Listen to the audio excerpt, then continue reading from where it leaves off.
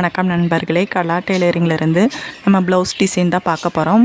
Blouse பேக்கில் வந்து பானை நெக் கழுத்து வச்சு அதில் தான் நம்ம டிசைன் பண்ண போகிறோம். ஃபஸ்ட்டு வந்து கேன்வாஸில் வந்து நம்ம வரைஞ்சிக்கணும்.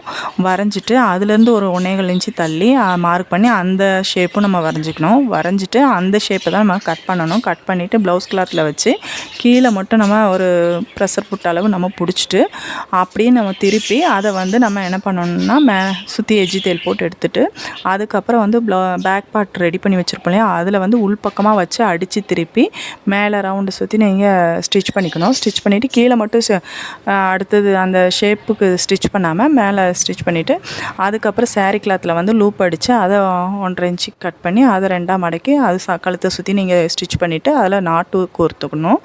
அதுக்கப்புறம் வந்து நீங்கள் இந்த சைடு க்ளோஸ் தைக்கிறதுக்கு முன்னாடி என்ன பண்ணணும், சாரீ கிளாத்லேயே வந்து முக்கோணமாக தைச்சி அதையும் இன்னொரு ஆஃப் முக்கோணமாக வர்ற மாதிரி மடக்கிட்டு அதை தான் சுற்றி அந்த வச்சு க்ளோஸ் பண்ணிடணும்.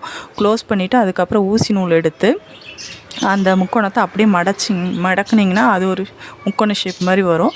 அதில் எண்டில் வந்து அந்த பிசுறு தெரியாமல் இருக்கிறதுக்கு வச்சு ஒரு பீட்ஸ் வச்சு தைச்சிங்கன்னா பார்க்க நீட்டாக இருக்கும். சென்டரில் ஒரு பூ மாதிரி ரெடி பண்ணி அதையும் வச்சு ஸ்டிச் பண்ணிட்டிங்கன்னா பார்க்க நீட்டாக இருக்கும். இது பிடிச்சிருந்தால் லைக் பண்ணுங்கள், ஷேர் பண்ணுங்கள், மறக்காமல் சப்ஸ்கிரைப் பண்ணுங்கள்.